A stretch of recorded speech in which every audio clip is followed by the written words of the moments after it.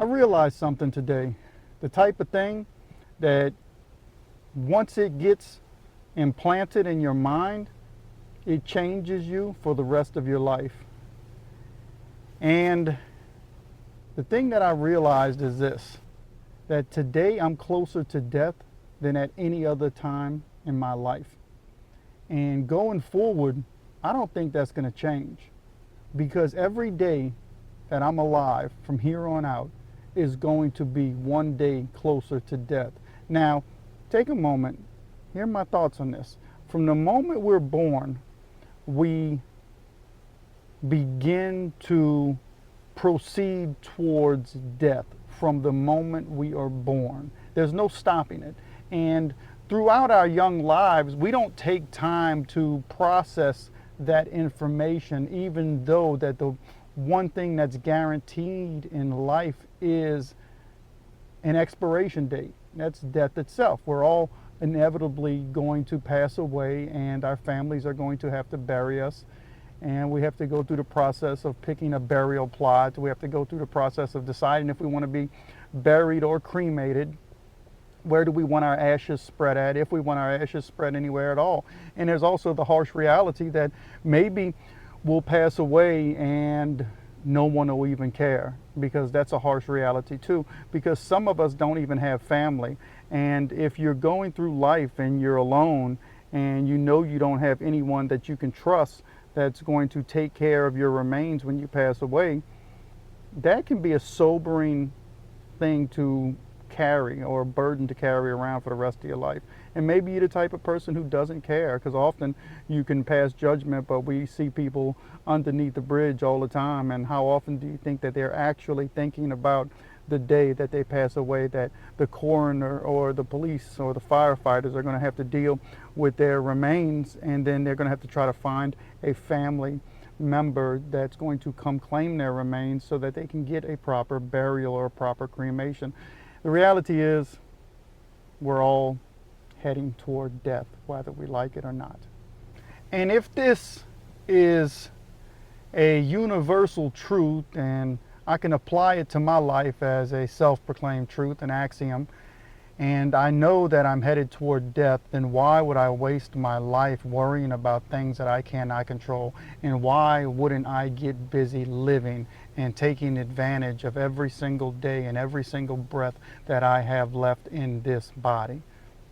I think it's something we should consider, because often we go throughout life and we complain and we cry about things that we have no control over. And then we also let internal circumstances and external, not sometimes internal, but external voices dictate how we live our lives and what we do and don't worry about. You might turn on the morning news, or you might click on a YouTube video and that person is got nothing but doom and gloom, or you might just be doom scrolling on TikTok, and that's a real thing. I had to check myself. It's not something I get caught into often, but I caught myself doing it. I'm like, what am I doing? This is stupid, because it was just one stupid, useless video after the next. And it seems to me that the videos that have depth and meaning and gravity to them, people just, they don't mean anything. Nobody wants to take 15 minutes of their lives to hear something that is foundational, that may change the perception of their lives and the direction of their life, by hearing something or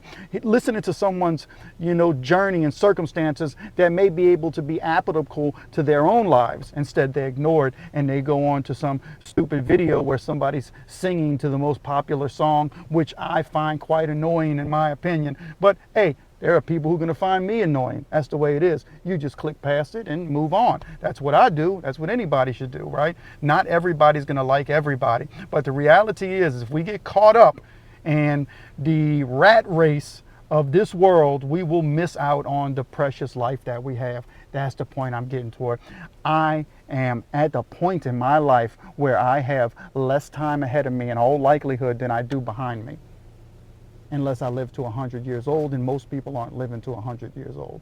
Hey, Japanese people are known to live towards 100 years old, and I'm part Japanese, so maybe, that'll be one good attribute that can pop out, and I can live to 100 years old. But I'm not going to sit here, banking on that. I want to take advantage of today, and I want you to take advantage of today. Take time to think about your life. When I was in prison, A lot of people would say that I wasted a decade of my life inside of prison. And though there is some truth to that, the reality also is that while I was in prison, I used it as a stepping stone to make me into the man that I am today. The man that I became is because when I was incarcerated, I didn't just waste my time slamming dominoes and playing spades and, getting high on, narcotics while I put my headphones on and listened to, the best country song around or the best rap song around and drowned it all out while I was sipping coffee.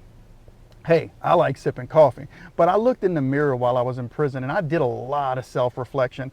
And some people, instead of doing self-reflection, they do self-blaming. They blame everybody except themselves. They blame the judicial system. They blame their mama. They blame their daddy. They blame their next door neighbor. They blame the man who worked at the gas station. They blame the gun guard who stands in the gun tower who never had a conversation with them. They blame the president. They blame the senators. They blame everybody but themselves. They blame the squirrels in the trees, but they don't blame themselves. They don't look in the mirror and say, hey, look, I created the mess that I'm in, and I also have some form of control over my own lives. And they don't take control of their lives, and they waste their lives. I don't want us to waste our lives.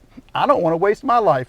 I'm looking back over the last few decades that I've been home from prison, and there has been a lot of moments in my life that were, foundational into who I became today. I had to self-reflect and I had to deal with some internal circumstances to become a more mature man. The type of man who doesn't blow up when things don't go my way. The type of man that doesn't get offended every time somebody doesn't agree with me, or when somebody disagrees with me, or when somebody challenges me, or maybe when somebody's wrong and they call me outside my name. I'm able to keep my composure and not blow up and do something stupid. I'm able to self-regulate. We need to be able to self-regulate. Now, am I perfect? Nobody's perfect. No, not one.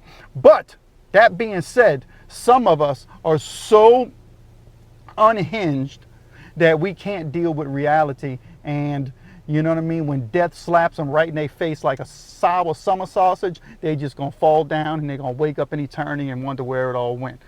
Do something meaningful with your life. Help somebody other than yourself. Pull your pants legs up and put your shoes on and get to work. Get busy living. Quit complaining.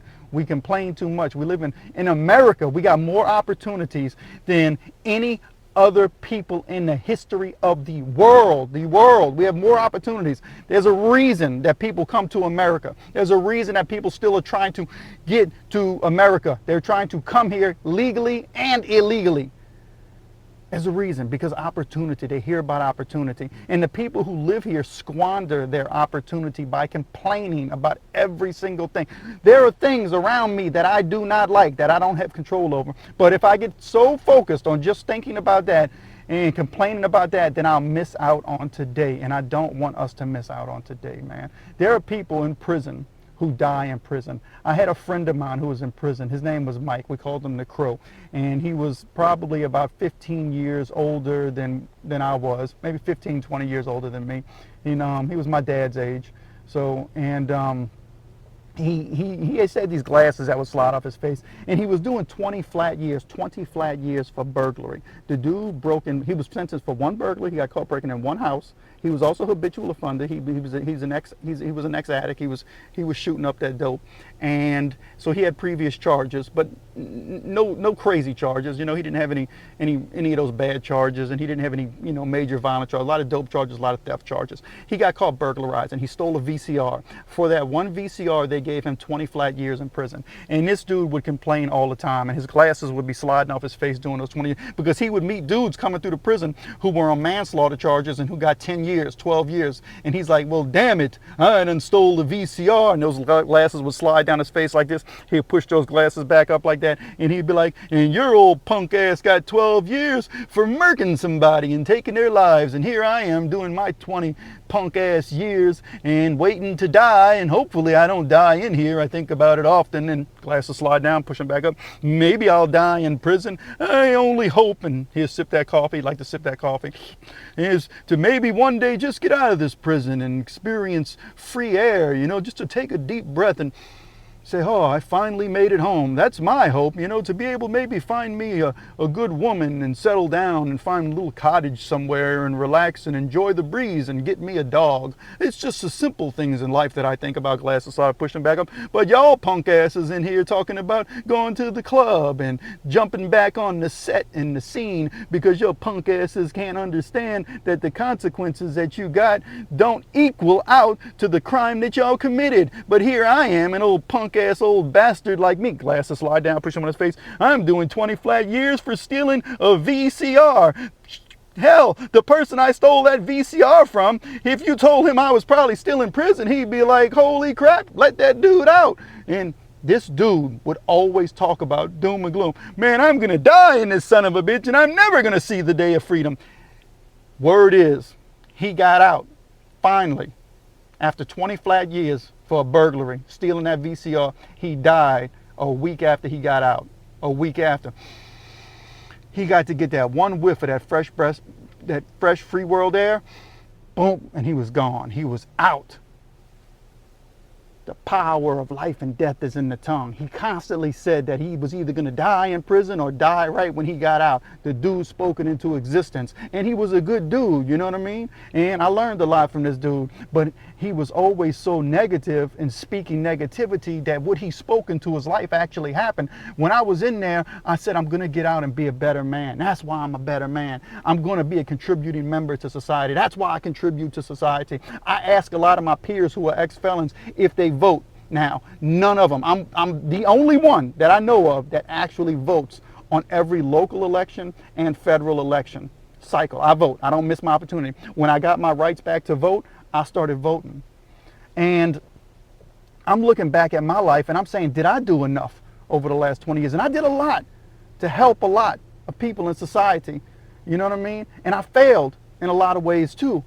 But what can I be doing today that's going to progress me forward to having the life that was pleasing unto God? Man, think about this, y'all. I just wanted to have this conversation.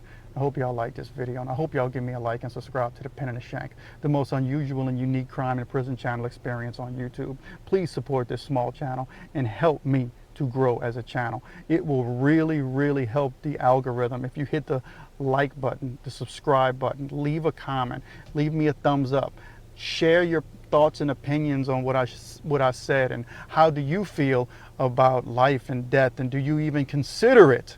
And go back and watch some of my other videos and share my videos. I would really like my channel to, you know, take the next level of growth. We just hit 3,000 subscribers. Congratulations. Yes, it's a big deal.